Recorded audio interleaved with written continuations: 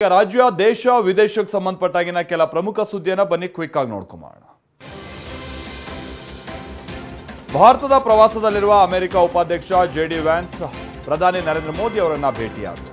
ಸುಂಕ ಸಮರ ನಡೀತಾ ಇರುವಂತಹ ಹೊತ್ತಲ್ಲೇ ಉಭಯ ನಾಯಕರ ಭೇಟಿ ಕುತೂಹಲ ಮೂಡಿಸಿದೆ. ವ್ಯಾಪಾರ ಒಪ್ಪಂದಗಳ ಕುರಿತು ಭಾರತ ಮತ್ತು ಅಮೆರಿಕ ನಡುವೆ ದ್ವಿಪಕ್ಷೀಯ ಮಾತುಕತೆ ನಡೆದಿದೆ. ಸಭೆ ಬಳಿಕ ಉಪಾಧ್ಯಕ್ಷ ಜೆಡಿ ವ್ಯಾನ್ಸ್ ಅವರ ಮಕ್ಕಳ ಜೊತೆ ಮೋದಿ ಆಟವಾಡಿ ಸಮಯವನ್ನ ಕಳೆದಿದ್ದಾರೆ.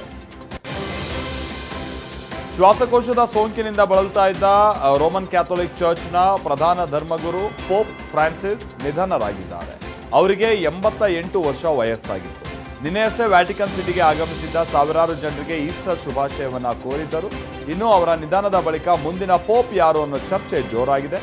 ಆ ಪಟ್ಟಿಯಲ್ಲಿ 4 ಭಾರತೀಯರು ಇದ್ದಾರೆ ಅನ್ನೋದು ಹೇಳಲಾಗ್ತಾ ಇದೆ.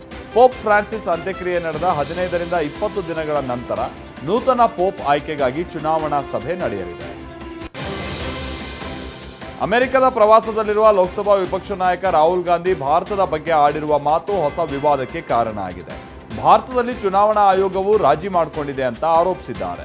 ಬೋಸ್ಟನ್ನಲ್ಲಿ ಭಾರತೀಯ ವಲಸಿಗರನ್ನ ಉದ್ದೇಶಿಸಿ ಮಾತನಾಡಿದ ಸಂದರ್ಭದಲ್ಲಿ ಮಹಾರಾಷ್ಟ್ರ ಚುನಾವಣೆ ಬಗ್ಗೆ ಪ್ರಸ್ತಾಪಿಸಿ ಭಾರತದ ಚುನಾವಣಾ ವ್ಯವಸ್ಥೆ ಬಗ್ಗೆ ಅಮೆರಿಕದಲ್ಲಿ ಪ್ರಶ್ನೆ ಮಾಡಿದ್ದಾರೆ.